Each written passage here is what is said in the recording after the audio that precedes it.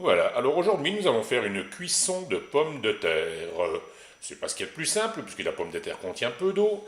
Donc là j'ai pris ma sauteuse de 24. J'aurais pu le faire dans un autre faitout, mais j'ai pris ma sauteuse de 24 qui est remplie à ras-bord de pommes de terre. Donc j'en ai 2 kilos coupés en gros morceaux tout simplement. Là je mets donc mon couvercle. Voilà, comme ceci. Et maintenant, eh bien, j'allume ma plaque. Rappelez-vous que mon réglage, chez moi, était à 7. Nous avions déterminé que 7, c'était le bon réglage sur ma plaque vitro-céramique. Voilà, donc là, nous sommes à la température ambiante, évidemment. Et maintenant, eh bien, on va laisser monter tout ça. Donc je vous le mettrai, je ne vais pas le faire en temps réel parce qu'il va falloir dans la grosse sauteuse 7-8 minutes pour monter en température. Mais bon, je vous mettrai des temps.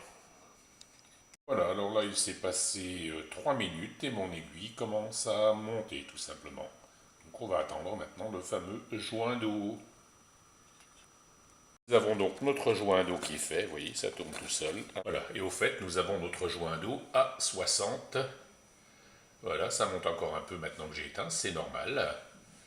Ça va monter jusqu'à 70, 75, je suppose. Ensuite, ça redescend et ce sera cuit. Donc on verra tout à l'heure.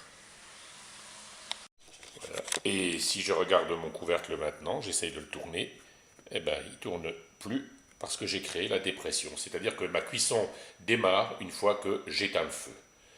Donc voilà le principe, c'est tout ce qui est plus simple. Maintenant, il faut compter une douzaine de minutes. Ah oui, au fait, pour monter en température, donc j'ai 2 kilos de pommes de terre à l'intérieur. La pomme de terre contient peu d'eau. À partir de là, il m'a fallu 9 minutes pour monter en température.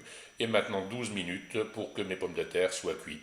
Donc il m'aura fallu grosso modo 20 minutes pour avoir des pommes de terre cuites sans eau, avec une saveur qui est impeccable. Alors je vais vous montrer tout à l'heure, une fois que j'enlèverai le couvercle, ce qui se passe à l'intérieur.